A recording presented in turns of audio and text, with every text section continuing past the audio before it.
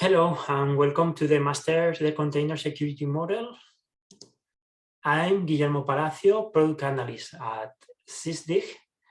And in this talk, I will try to show you what are the best practices to ensure you have security in your images and that you are confident when you are running those images in production, you are not introducing security problems.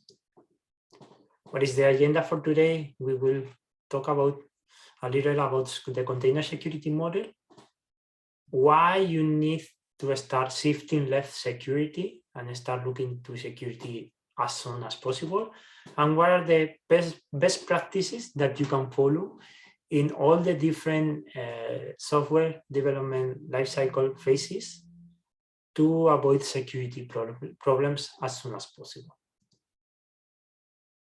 So containers. When you think about containers, it is obvious you need to put these kind of things. So we put things into our containers and we think our containers are secure because they are closed, they are immutable, the images are immutable, and then nobody can attack them. We think about that, but that is not really true. Because when we are creating containers, we are creating different kind of containers. And potentially we can create containers that are not so secure. So you can see that either because of the content is dangerous, like in the left one, so it's really dangerous, or in the second one, the content is really accessible because we have a container, but we have a lot of possible backdoors to our container. When we talk about containers, there are 4 different life stages. We have the build, distribute, deploy, and run. And from here, I just want to emphasize that in the first stages, we have images. And in the latest one, we have containers. So an image is an immutable thing, but from an image, we are going to create a container that is a different mutable thing. So for building an image, we can use a Docker file. We put some instructions in this Docker file, and using different build engines like Docker, BuildX, Canico, Builda, Podman, we finally generate an image. We can do so also with different tools like with Packer, but at the end of the day, we are creating an image that we want to distribute. And what are we doing when we distribute images? Well, we distribute a configuration and at different layers. So an image is based on different layers where you build one on top of the other. This is one of the main concepts, because then when you distribute an image, you only distribute your delta changes. When you deploy into a container, you took an image and put a different config to generate what it could be the running container. So depending on the config that you are providing to the image, you will have different containers that then you will run in a root file system plus chroot that contains the applications and dependencies, with different configuration like the entry point and the arguments, the environment variables, and many other things that you can provide. You run the container in isolation using namespaces from Linux. To keep your containers under control and prevent them from starving one to another, you have resource limits using C groups where you can limit the amount of resources that a container is consuming. And also you can set up or you set privilege limits to ensure that your container is not having extra privilege. Then why you need to shiftless security? Well, you have a lot of problems that you can encounter, like the user root, auth, expose a port or tag mutability. And then you have the, what you can do is having rootless, executing a distroless, using copy over add, image scanning, and health checks. So you want to have in your running scenario the green part of the image. So safety left consists on one thing. So if you think about the phases that I showed you before, you want to detect your vulnerabilities and investigate your security issues as soon as possible, because doing that after the deployment is quite expensive and creates a lot of overhead to your teams. So what you can do is get rid of the known risk in advance. So if you know that a package have a certain vulnerability, try to solve that before you go into production, because doing that, you won't have a potential entry point of an attack. So shifting left security means that you tackle your problems ASAP. It means that you go as left as possible in your software development lifecycle to implement best practices so you don't end up with a vulnerable image in the end. Following those good practices will help you to avoid the common errors and pitfalls. So to understand better what means this shift left, if you see the container image lifecycle, it means going to the local development. If you solve the security issues in your local environment, when you are locally developing or creating an image, you can be quite sure that your information has not been exposed. Because if you don't do that and you wait until you go to runtime, even if you solve that problem in hours, your system has been under a possible vector of attack. So let's go to different best practices that we can execute depending on the stages. When building, there is a problem. Containers running with escalated privileges. So in one of our recent reports, we discovered that almost the 60% of the images are running the container entry point as root. This introduced several risks. So the attackers can exploit the vulnerabilities and gain access to other services because you are running everything as root. You can read more about lateral movement cloud containers in our blog post. That's a reading that I let you for other time. And there's also another risk, like with OpenShift or other schedulers are blocking root containers. So if you have a container that is running as root, you can end up deploying something into production that is not working because it is blocked because of that reason. What is the prevention? You need to follow the principle of least privilege. So providing only the privilege needed to run the application that you want to run. And you can execute the user directive and the run as not root by default to avoid that. Seeing an example, if you have this sample Docker file, if you build it and run it, you can discover if you go into the image that you are securing it as root. And it's not only the root user in the container. This root user is mapped to the root user in the file system. So imagine the amount of things that an attacker can do if they gain access to your container.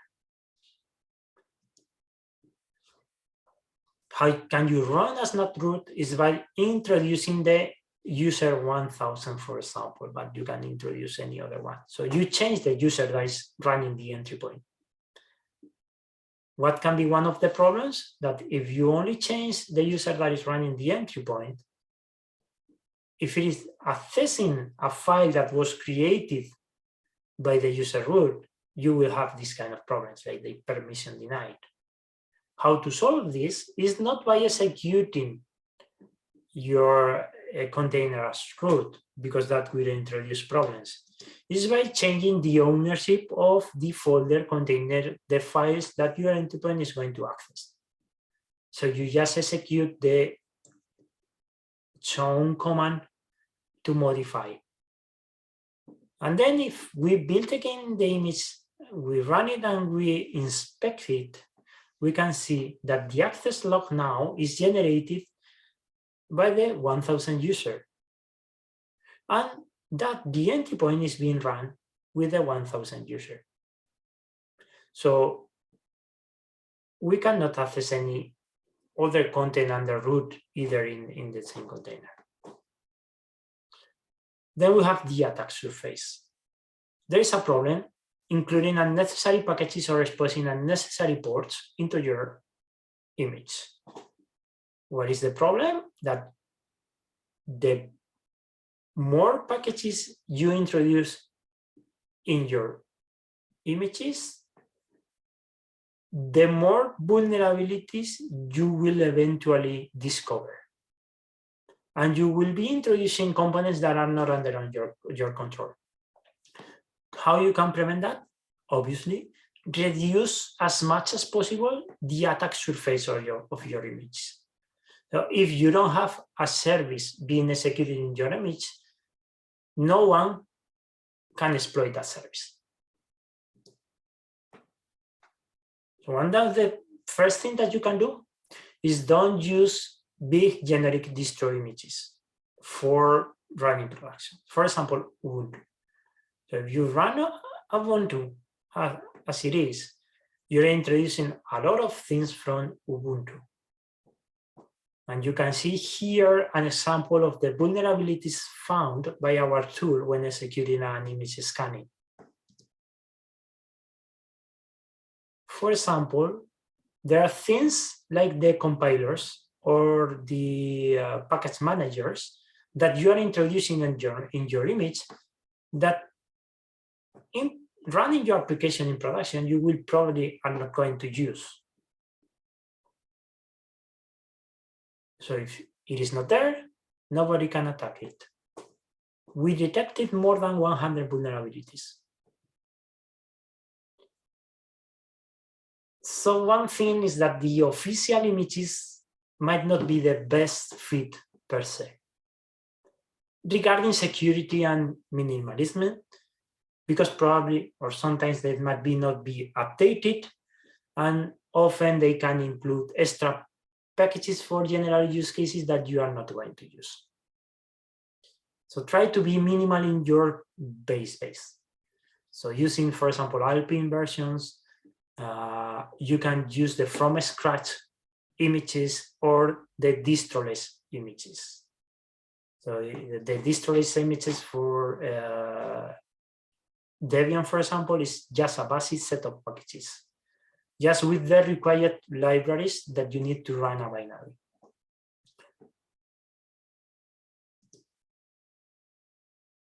Another good practice is to check for optimized versions versus the generic ones. Right? An example, the Bitnami node image is a customized version on top of some distribution They update it with the latest bug fixes. They are synced, so you can ensure that you are running what is supposed to be running. They pass a security scan and any other things. Another thing that you should avoid is to build your application externally and then copy into the container. Why? Because it has a bad reproducibility. So this is the sample, just from runtime, you just copy the binary. Also, don't build the application directly inside the final container. That means the container that you are going to run in production, because you will generate a bigger image with more layers, and you will include a lot of extra packages, extra files in your image.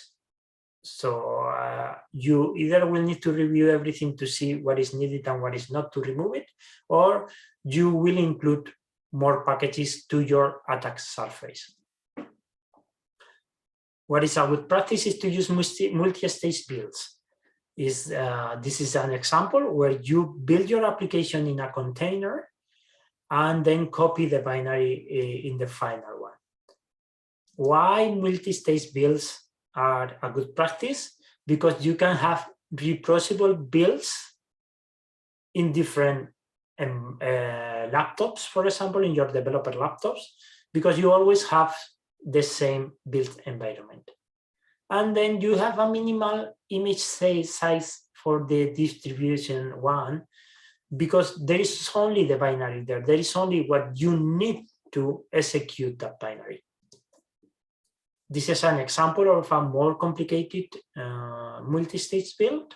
So you can see that you can even build a node application with this strategy. Use always trusted source. So please, please, please don't use images where you don't know the distributor, the builder.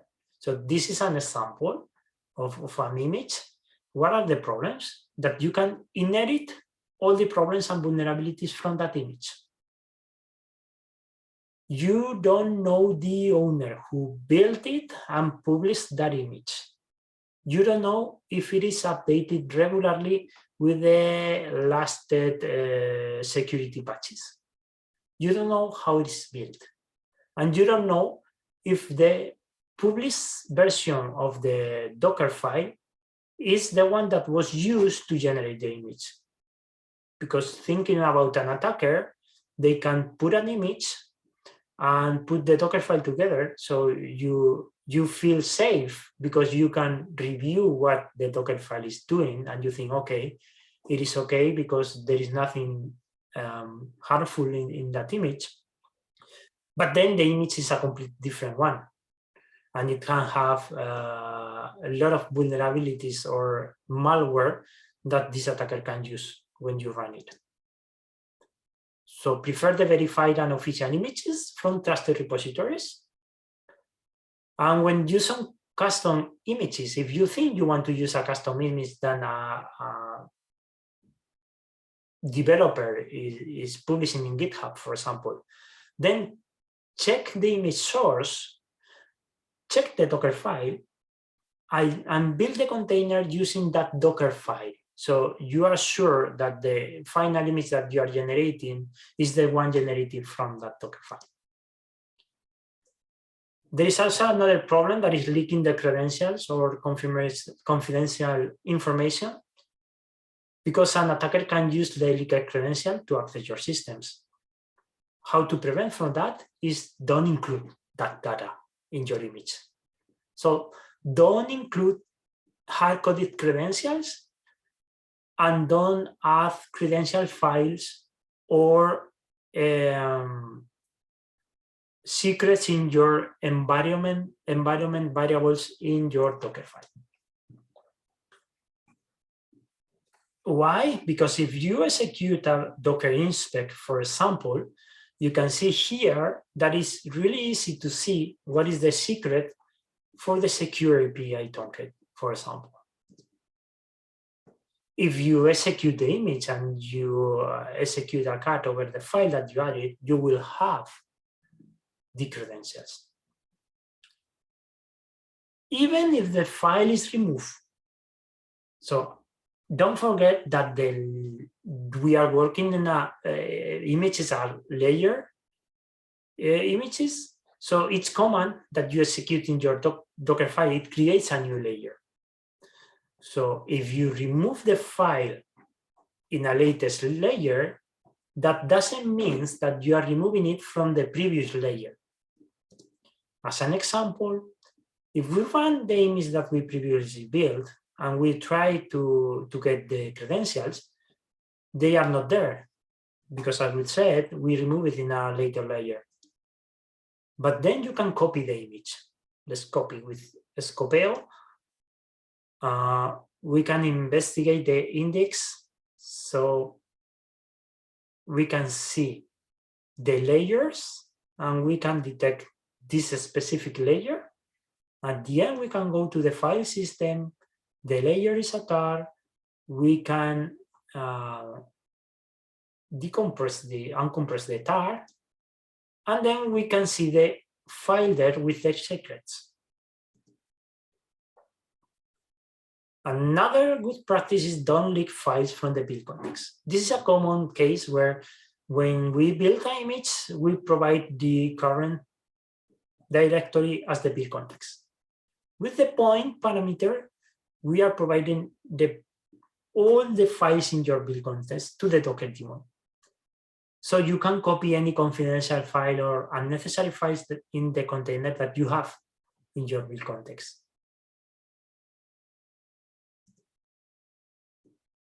So if you later on execute a copy point, you are copying absolutely everything into the container. So you can use a clean build context, use Docker enough files, prefer copy over add, and avoid wildcard. Why? Because copy is more explicit and less error prone, and add can add files even from a URL or a tar file. So if you execute that, maybe you might be including things that you don't want to include. Use LinkedIn to prevent these bad practices. So you have different tools and also image scanners like Sysdig, where you can configure rules and automate the detection of using these bad practices.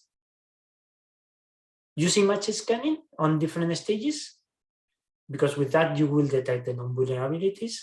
And the earlier you execute the scan, the better. So this is our use case where we can integrate with different services like Jenkins, Bamboo, GitLab, CircleCI, GitHub. Also with registries, we can set up an admission controller to prevent vulnerable images of running into production. And also we have the runtime integration. In terms of distributing the images, sometimes the images are pushed from untrusted sources. So you can bypass the security scan and then push to the registry. Or you can replace the image. So the risk is that you can end up running unsecure images in your environment. What can you do? Protect your registry access with proper registry credential and permissions. Have an internal registry that is not exposed to the internet. Also protect your communication and use valid certificates. Implement the image scanning of a new image when it's pushed to the registry to report vulnerabilities and bad practices. Integrate that automatically with your registry, with Harbor, for example, and connect with external tools like Sysdig. Harbor and other tools can block vulnerable images to be pulled, and you can execute a full registry scan for security posture. protect your content. So you can sync your images with, for example, Docker content tracks or Sigstore plus Cosyn to avoid your images of being tampered. So you know what you are running. And then you can verify your image at deploying time using Conjecture, for example, as an admission controller.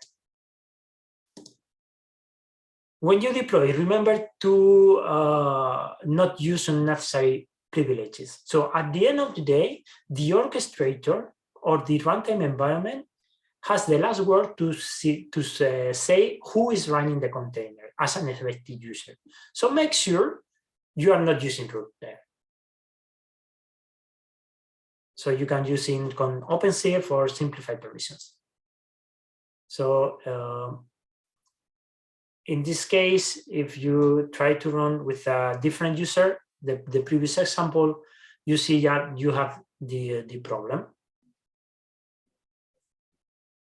If you want to avoid that, you can use a temp directory, so anyone can write there. So there are several commands. Also restrict the permission capabilities on runtime. In case that your container is compromised, what the attacker can do is limited. So the capture flag, the security context, and you have app armor and seccom in Docker. This is an example of how you can prevent unnecessary privileges.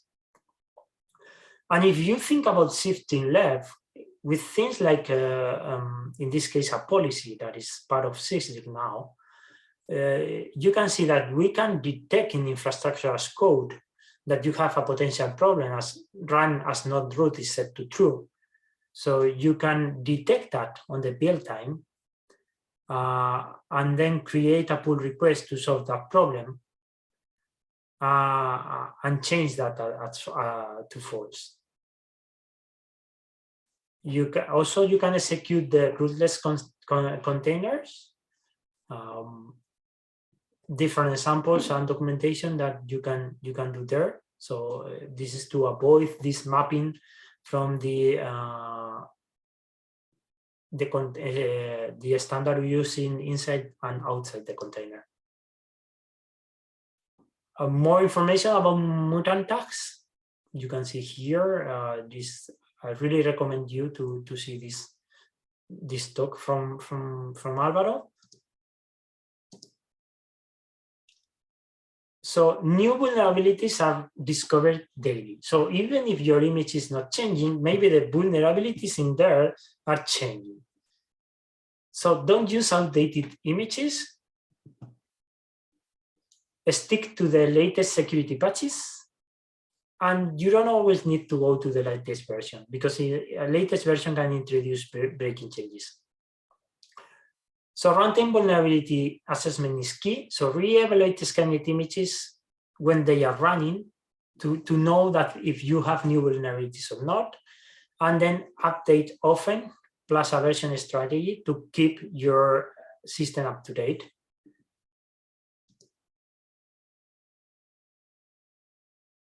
Fixing every single vulnerability might be mission is possible.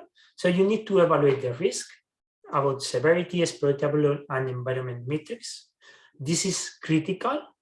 So that's why in Sysdig, we have created Risk Spotlight tool to identify what is really running in your container at the end, what is really being run, so you can focus on what it really matters.